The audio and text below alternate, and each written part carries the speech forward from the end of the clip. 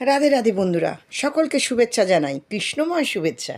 তো আমি চলে এসেছি আজকে আবার একটা ভিডিও নিয়ে। না, আজকে আমি কিন্তু তোমাদের কোনো ব্লগ দেখাচ্ছি না, আজকে আমি একটা রান্না দেখাচ্ছি এবং সেটা আশা করি সকলেই প্রিয় এবং ভালো লাগবে। বৃষ্টির দিন, এর থেকে ভালো সুযোগ আমি আর পাবো না। গরমের দিনে এটা করতে খুব অসুবিধা হবে, তো ঘামে তারপরে হচ্ছে ক্লান্তিতে করা যায় না।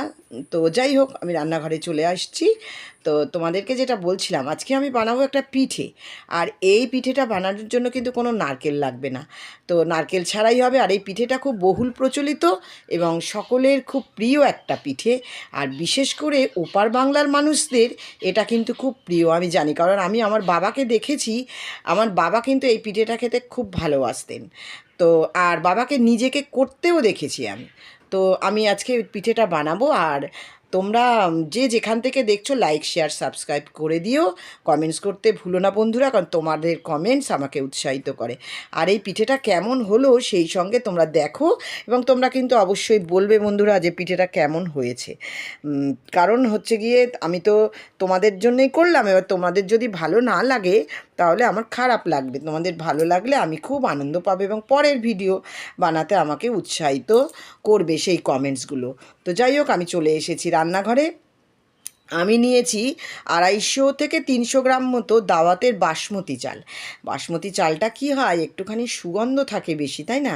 গোবিন্দভোগ চালেও করতে পারো, আর যারা চালের গুঁড়ি দিয়ে কিনে বাজার থেকে করতে চাও তারাও করতে পারো। আমি চালটাকে ভালো করে ভিজিয়ে নিয়েছিলাম 7 থেকে 8 ঘন্টা। আমি সকাল 7টায় ভিজিয়েছিলাম, এখন বিকাল 4টে বাজে, 8 ঘন্টা হয়ে গেছে। এবারে আমি কি করলাম, ওই একটা মিক্সার গ্রাইন্ডারে ভালো করে আবারও ধুয়ে নিয়ে আমি চালটাকে দিয়ে দিচ্ছি। এবার এই চালটাকে দিয়ে আমি এর মধ্যে কিন্তু আর কিচ্ছু দেব না, শুদ্ধ আমি এটাকে একটা মিহি পেস্ট করে নেব, যাতে কোনো দানা না থাকে।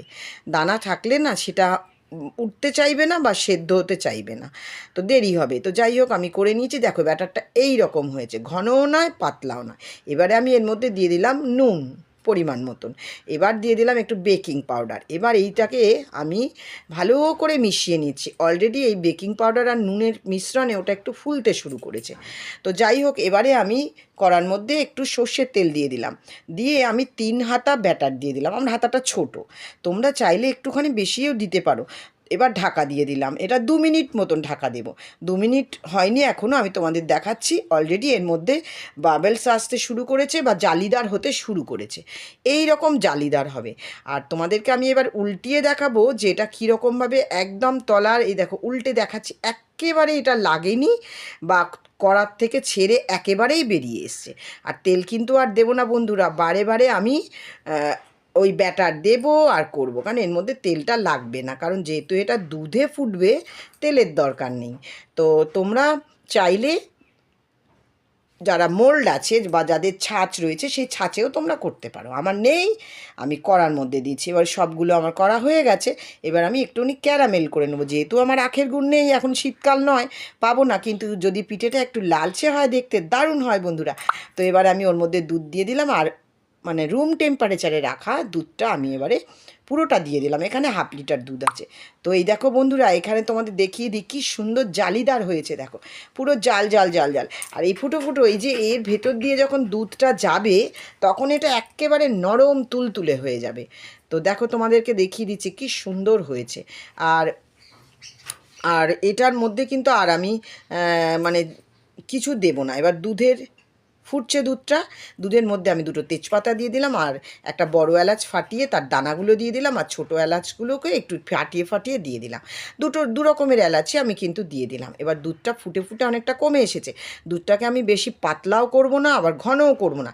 বেশি ঘন করলে ওই ছিদ্রগুলোর ভেতর দিয়ে ওই দুধটা শোষণ করতে একটুখানি দেরি হবে বা অতটা শোষণ করতে পারবে না। তো একটু হালকা মানে পাতলা রেখেছি। তো এর ভেতরে এবারে আমি দিয়ে দেবো একটুখানি, আমি চাপা দিয়ে দিলাম খানিকক্ষণ, তারপরে চাপাটা খুলে এর ভেতরে এবারে আমি দিয়ে দেবো 1 চামচ ঘি। ঘিটা কেন দিলাম বন্ধুরা, ঘিটা এই কারণে দিলাম, যখন যদি দেখি আমাদের দুধটা পাতলা আছে, ঘি ঠান্ডা হয়ে গেলে কিন্তু জমে যায়, তো সেই জন্যে ওই দুধটাকে জমাতে সাহায্য করবে ঘি, এটা একটা টিপস। তো এবার হয়ে গেছে, আমি সবগুলোকে নামিয়ে নিচ্ছি। আর এর ভেতরে যে দুধটা রয়েছে, এবার আমি এই দুধের মধ্যে এটাকে কিছুক্ষণ ভিজিয়ে রাখবো। প্রথমে আমি দুধটা অল্প একটু দিলাম, একটু পরে যখন দেখবো ও টেনে নিয়েছে, তখন কিন্তু আমি আবার পুরো দুধটাই ওর ভেতরে আস্তে আস্তে করে দিতে থাকবো। এখন তো গরম আছে, আর পিঠে তো ঠান্ডাই আমরা খেয়ে থাকি, তো আমার রেডি হয়ে গেছে মোটামুটি। আর বাকি দুধটাও আমি এবার কড়ার থেকে দেবো এবং কিছুটা রেখে দেবো, পরে দেবো। জায়গাটা একটু বড় নেবে, আমার জায়গাটা একটু ছোট হয়ে গেছে।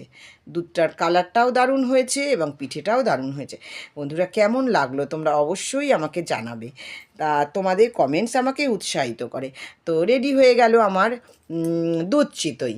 তো আজ আমার ভিডিওটা এই পর্যন্ত। সকলে ভালো থেকো, সুস্থ থেকো, দেখাবে পরবর্তী ভিডিওতে। রাধে রাধে।